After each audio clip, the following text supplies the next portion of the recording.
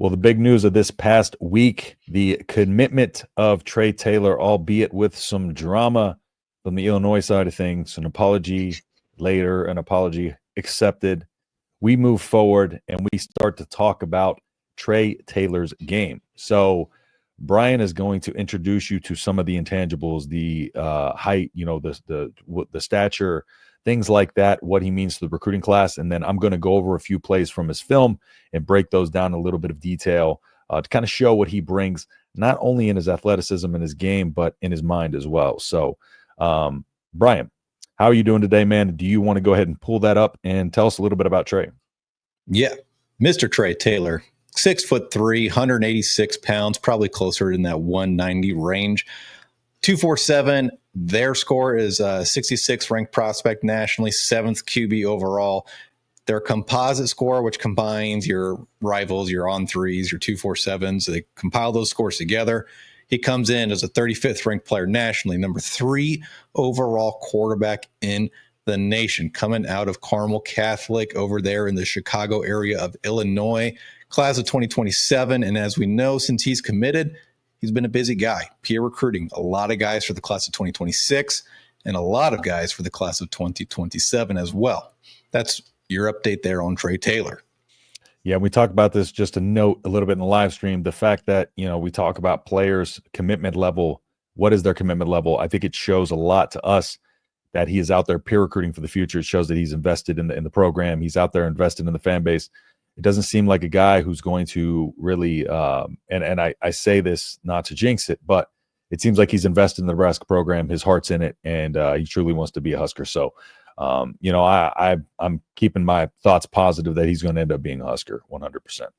So let's go ahead and dive into the film. What do you say? Let's roll the tape.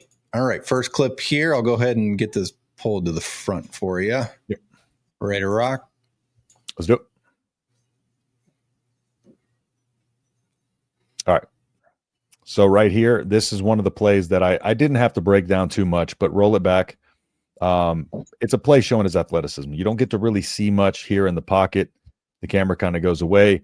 But what I do notice is that as soon as the pressure is enclosing on him, he's able to find the one lane. And I think that's one of the biggest things, is not panicking, not trying to scramble outside, being able to be decisive, find a running lane, plant your foot and go. He makes a guy miss. He gets through, makes another guy miss in the open field. But the biggest thing at the end of the play, smart, sliding down, not taking an unnecessary hit. That's big time for preservation for him, especially with him being a sophomore, and a little bit on the smaller side.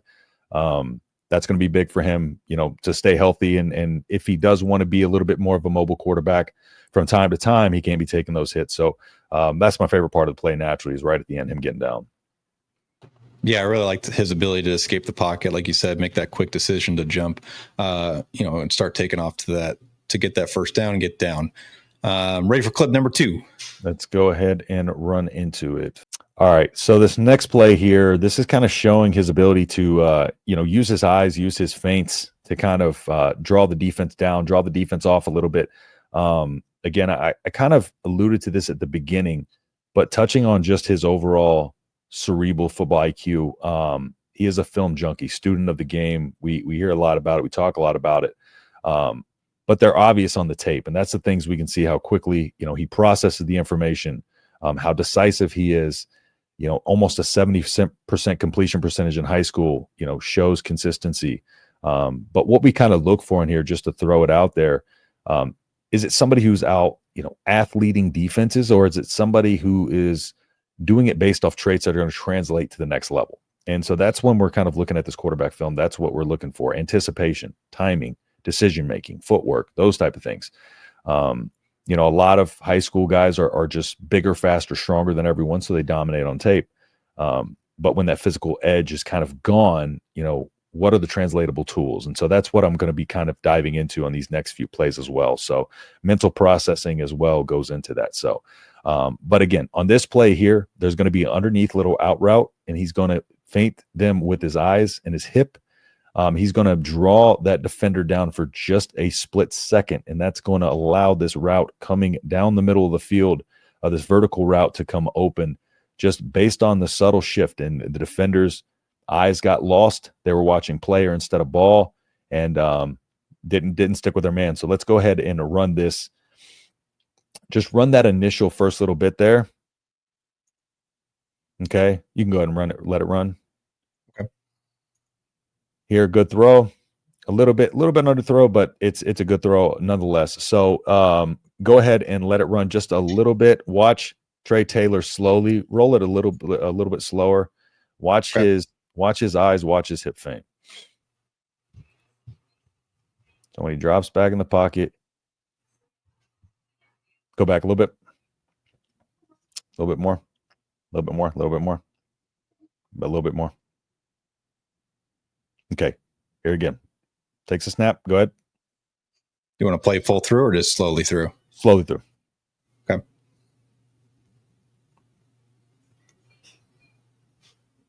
There it is. Right there. Look at where his eyes are. Look at where his hips are. Now, watch the rest of the throw. He's going to fade back, plant, and fire, showing a lot of finesse off the back foot, being able to step back with that foot and still deliver pretty good throw, but understands that he doesn't need to necessarily rocket this ball in there. Put some touch on it, put some finesse on the throw, and is able to get it up to him in the open field and make sure he's able to see some green grass and, big time play there. So just another instance of just kind of showing his touch and his timing and just his ability to outsmart the defense in subtle ways. So, but yeah, that runs that play. So let's go ahead and move on to our next play. All right, moving on to clip 3, and we just got a few more after this. Not too many, but let's go ahead and we're going to run this one in just a second. But first, initially, what I want to kind of break down is what this is going to show. It's controlled improvisation, right? It's not panic scrambling. It's not, having your feet speed up on you and outwork your upper body, and getting your eyes lost, those type of things. So we're going to let this run, and it's going to show just kind of how his elusiveness is in the pocket. So go ahead and let it play just a little bit. Pause it. Okay, so you saw 55 on the left side collapse in on him on the contain. Then you see him step up in the pocket. CJ Stroud talked a lot about this, and I've mentioned this before.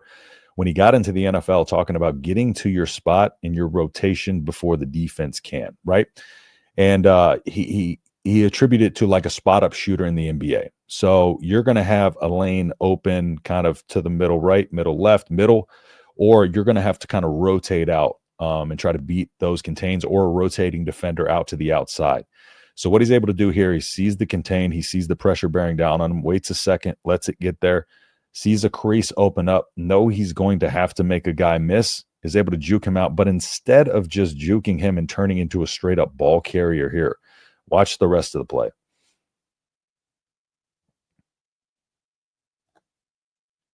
Right. Throughout that, eyes downfield. Not only that, like I talk about, Glenn Thomas says calm feet equal calm mind. So you see the calm feet there, and there's subtle shifts in the pocket. Like I said, he doesn't panic bail. It's subtle shifts, subtle moves, does just enough to avoid the tackle and make sure he can, add a few more seconds to his pocket time. But identifying openings before the defender closes in while keeping your eyes downfield and under pressure, with bad mechanics, sometimes, if run it slowly.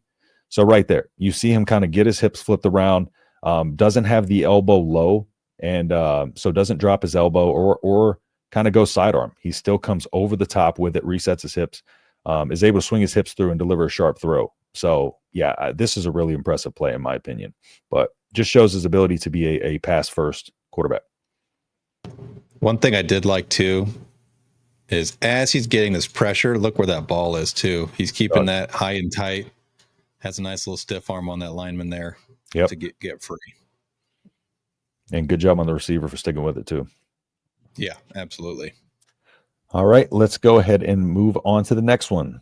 All right, what we got here is a little run to pass option. You see this a lot in college. You're probably going to see it in Holgerson's offense. So one of the things that I like to pay attention to here is how is the quarterback at the mesh point, the initial mesh point? Does he sell the fake? Does he pull the ball with the good timing? Does he pull too early? Does he pull too late? Those type of things. So go ahead and just let this play to the mesh point.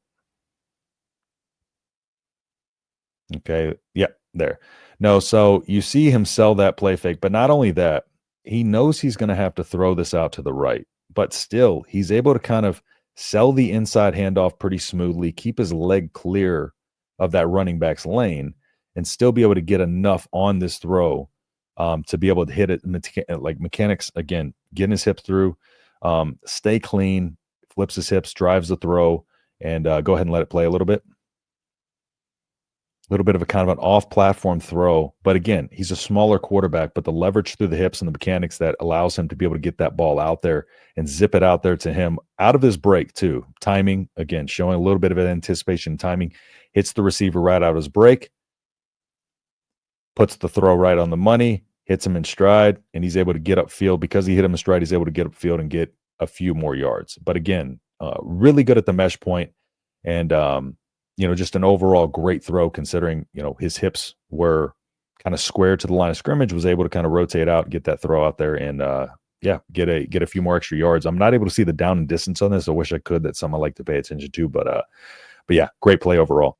All right, and this is one of our favorite plays. I'm kind of speaking for you, but I feel like, as we've talked about, it's one of our favorite plays. This is just kind of showcasing a little bit of everything that he brings, his ability to improvise in a controlled manner, throw going any direction, which is something young quarterbacks struggle with, keeping his eyes downfield, no matter the situation, no matter the pressure, just very skilled, and his mindset is beyond his years in terms of his confidence when it comes to that. So let's go ahead and let this run a little bit and show the pressure that breaks down on him. Pause it.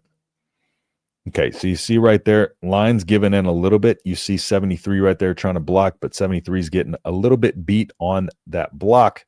Let that roll just a second. So you see him looking left there, has a couple routes there. You see that top route in the top left corner on number 6. It's blanketed, bracketed, and you have that underneath route that's covered as well. So what does he do? Senses the pressure and starts to roll right. Go ahead and let that roll. And like I talked about earlier, stop it. He gets to his spot on the outside before the defender can rotate over. He beats the defender to the spot. And what does that allow him to do?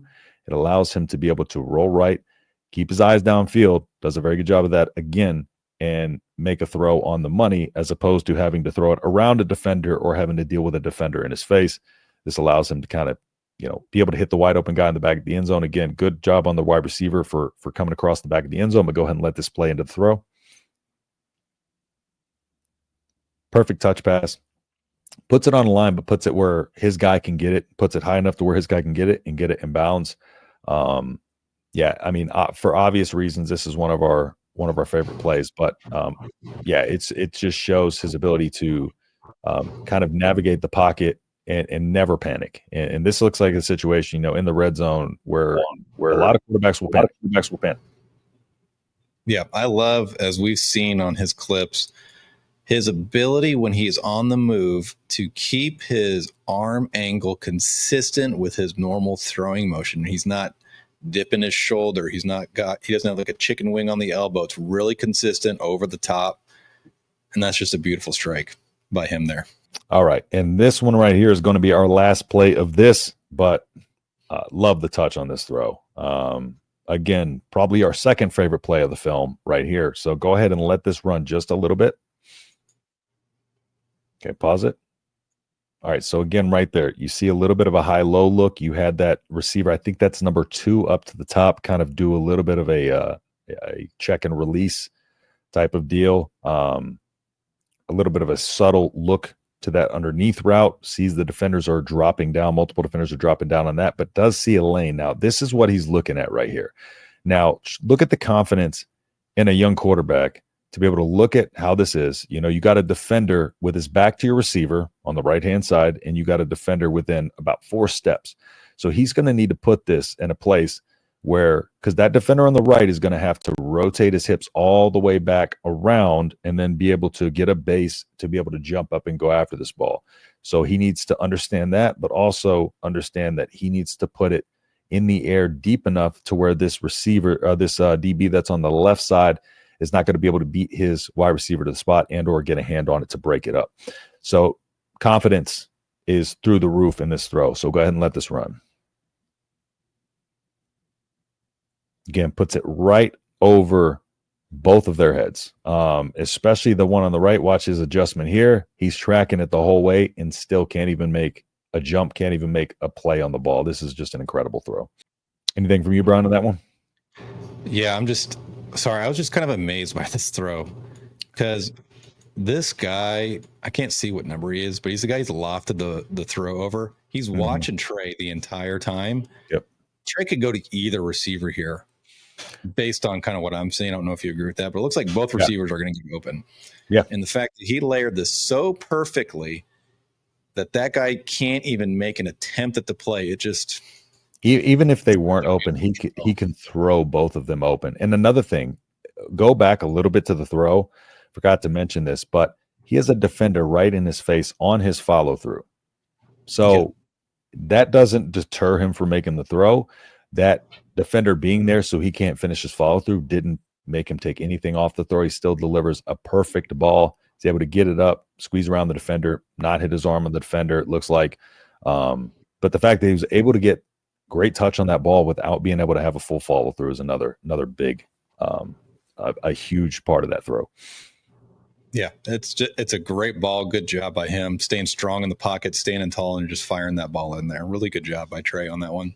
Yep, 100%. And so just kind of recapping a little bit of his strengths, because I believe that was the last one, correct?